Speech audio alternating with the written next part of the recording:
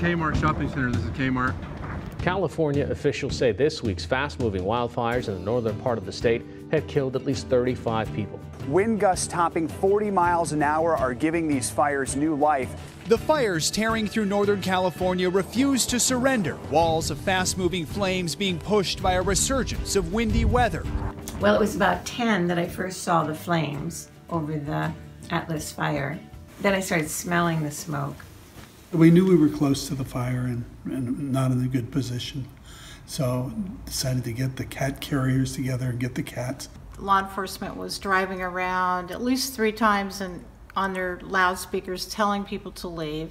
Finally, it was so bad, we just got in the car thinking we'd come back later. When I was leaving, that's when I saw Kenwood on fire, and I was shocked because it was 8 blocks away. We have 2 houses on the property. One of the houses burned down, the other one didn't. I lost my home. I live on a small farm, and all of the structures burned. My whole house burned down, my whole street burned down, my whole neighborhood in Fountain Grove burned down. When I couldn't get back to my home because I was out of town when the fire started, I realized that the only thing that was important to me was the animals and the artwork.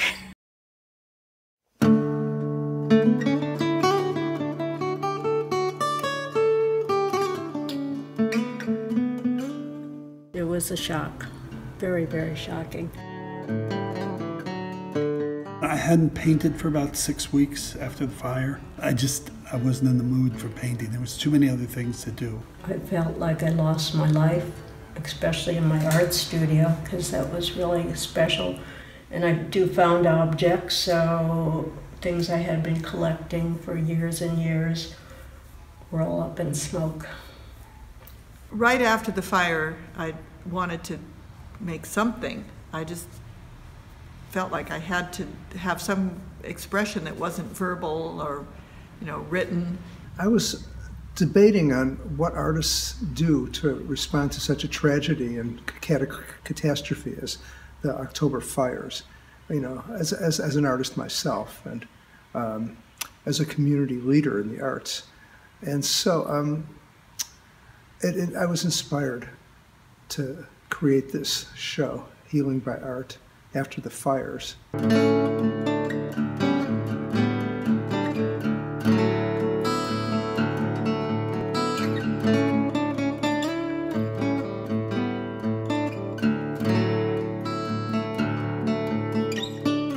We have about 75 artists who are represented in this show. There's over 100 pieces of art.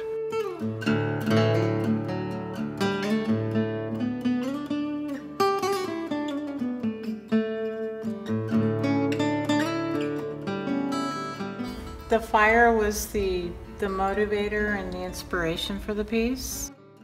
I had debris, and my neighbors had debris that was interesting, and I had been reading the Press-Democrat and just mesmerized by the images I saw almost every day for, weeks. And so I saved the images that kind of spoke to me, and so I had this bag of debris, and I had this, pile of images from the Press-Democrat. Then just kind of, marinated on the idea for a while, and finally one day it just struck me. And when I did the piece, a lot of feelings came to the surface, and I was crying, and so all those feelings that had been kind of pushed down, my sadness and just the horror, which it was really horrifying. It just, all of that kind of came out when I was doing this piece. I created this collage right after the fires, about a week after the fires. Up here are the flames consuming the homes. She's looking back at her home, which is being devoured by fire. And she's broken up, she's shattered. Her whole psyche is being broken apart. She's emotionally consumed, which is the title of the picture, Consumed.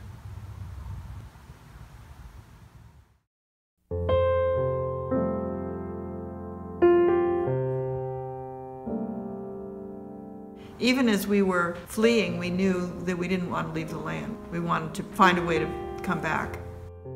I just ended up living in a motorhome, and there was a tiny little table, and I didn't really have space to do collage, which is what I often do. Plus, I didn't have I didn't even have scissors, much less any images from magazines, nothing. Then I saw this workshop that was being offered. So I showed up, and there was just boxes of material like what I'd had before that all burned up. And I was clear from the moment I sat down, this is going to be fire. This is about fire. The title is Fire Morning, and what I see is flames, fire, burning things up, and ashes and smoke.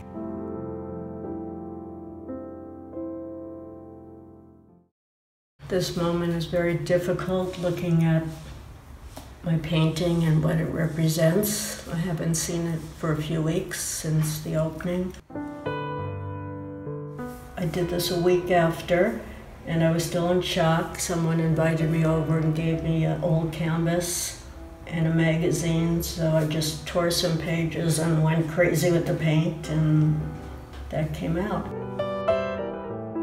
I'm staring at my kitchen, which is not actually my kitchen. I tore it out of the Good Housekeeping magazine.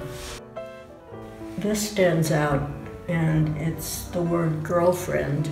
And at the time, all my friends came around me. They'd call me several times a day, see how I'm doing, came over. I was so well taken care of by all my friends that it was very special. The last thing I did was stick a butterfly because it felt like hope to me.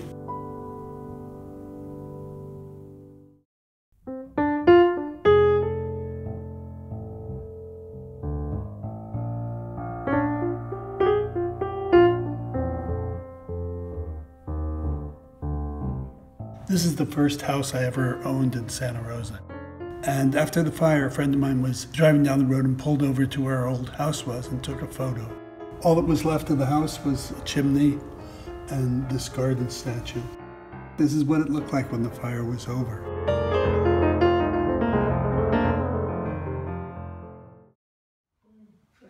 Remembering and what's ahead.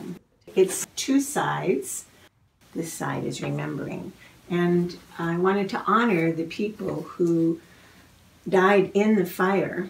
And this is all of them, from the youngest two siblings to the oldest person. And they are connected by a Sonoma County map. And it goes in a spiral in a circle from the youngest to the oldest.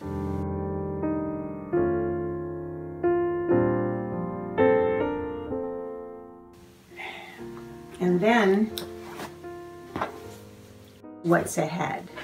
And we have words of resilient, grateful, thank you, and pictures that show what's happening, growth, new growth. That's always a surprise after a fire. What comes up from the earth? And there's also a lot of work ahead.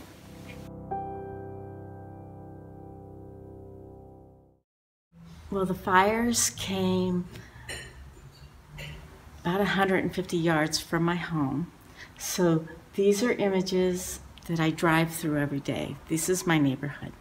Some of them are from my imagination of what it would be like to be animals and people running for their lives.